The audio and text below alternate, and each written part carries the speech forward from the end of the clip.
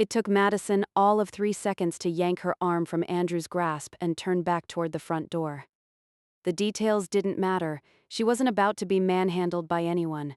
She invited Brian in for coffee, and he damned well would have coffee. After that kiss, no.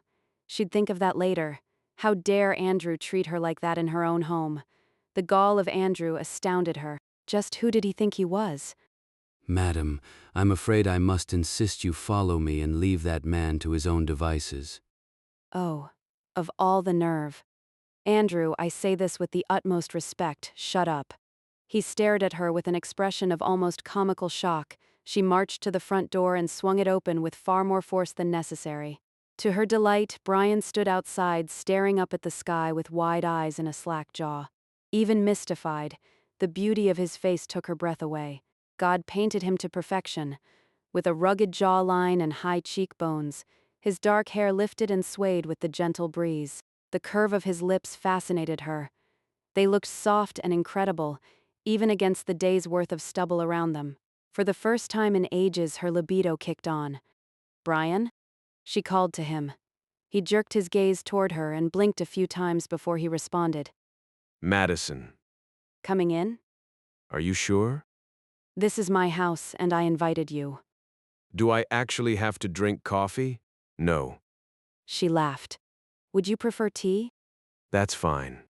He walked toward her, but hesitated before he walked in, as if to ask again if she were certain that she wanted him to come in. She wondered if something more than the incident with Andrew had given Brian a lowered feeling of self-worth. She led him from the foyer her mother designed. 2 elegant staircases curved down with a statue of one of the archangels in the center of the room. Madison found it daunting to walk into a house and see a statue of an angel with a flaming sword about to strike some unknown being, but it made her mother happy, so she kept it. The elder DeWalt had gone so far as to make her swear she'd never have it removed. Madison saw no reason to deny a request that seemed almost trivial. "I don't know where Andrew went, but I apologize for how you were treated." When he didn't reply, she turned and found him standing at the foot of the statue, staring up at it. She couldn't read his expression, but figured the marbled man caught his attention as much as it did her mother's. "My mother installed the statue when I was born. Apparently she felt she needed more than a security system to protect her only child, though I'm not entirely sure what a statue is going to do.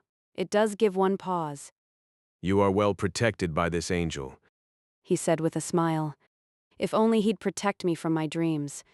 Even having said that, she wasn't sure how she felt about the dreams. A part of her life for so long she wouldn't know what to do with them if they disappeared, but always held hope that they would. She had the entire kitchen redecorated in a theme of the sea. Blues and greens touched everything and gave her comfort each time she entered. It picked up her spirits as nothing else could. As did the ocean when her life got too chaotic, and she felt overwhelmed. A small trip to the sea put away all her stress. The ocean was her special magical healing powers. Your kitchen is beautiful.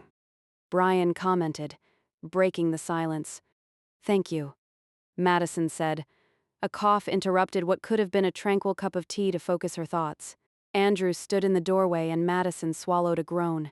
She refused to relive the scene at the front door. The entire thing didn't make any sense to her. Each time she tried to recall the words the 2 men said, her mind would bring up another random image that had nothing to do with either one of them. Perhaps she needed more sleep than she thought. I wish to apologize to you both. Andrew said in a stiff, formal tone, with each word clipped. "What?" she asked. There is no need to apologize for doing your duty and protecting your ward, said Brian. Ward, what was he talking about? It was not my place to judge your actions. By doing so, I assumed too much. I can only hope that he will forgive me. We were about to have a cup of tea. Would you care to join us? Madison asked, though it wasn't what she wanted to say, but the words would not form. Something was wrong. A train-like roar stormed through her mind and she placed her hands on the counter to brace herself. She cried out as her body trembled. It felt as though her head would split in 2 at any moment. It will pass soon, madam. I pray one day you will understand my actions. She couldn't comprehend what he said. Did he drug her? What did he do that she would understand? Each time she opened her mouth to ask a question, the pressure increased. What did you do to her? Brian demanded. He sounds angry. She liked the sound of his voice. It soothed her even with its fury-laden tone. She willed him to speak again so she could find an anchor in the storm her mind had become. She is breaking free from the block that prevented her from seeing anything related to angels or the divine. My inexcusable actions earlier proved more than could be blocked by her mind, and now she's rebelling against the ancient blessing. She felt a hand on her back, and at the moment it touched her, the pain subsided to a dull throb. Tears sprung in her eyes with relief. He whispered gentle words of encouragement, and slowly she returned to normal. With crystal clarity, she lifted her eyes and stared at Andrew. He owed her an explanation, and she would get it from him. I never meant to cause you a moment's pain, child. I just wanted to be here for you, so that you would not face your dreams alone. Who are you really? The kind old gentleman she'd grown to love disappeared, his wrinkled and weathered skin smoothed and lightened. His hair went from a soft silver to raven waves that flattered his face. Andrew turned into a man that looked just like the statue in her foyer, without a single trace of the man who she'd grown to depend on. There are a million women, all over the globe, who would love to be able to do that, said Madison. A trickle of fear ran through her, and she wondered for a moment if she really wanted the answers to her questions. Better than Botox. So very much like your mother. She too would use humor as her shield against the unknown. Andrew said. You know my mother? I have watched over you from the day of your birth. I offered up all that I am and more to be the one who guards you. He blessed me with you, and I will spend the rest of my days being grateful to have been allowed to know you. He who? For answers, his only prompted more questions. God, Madison. God, as in the God? She made no attempt to hide her disbelief.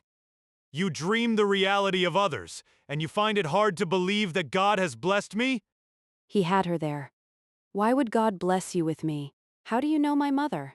Please tell me something that makes sense, she demanded.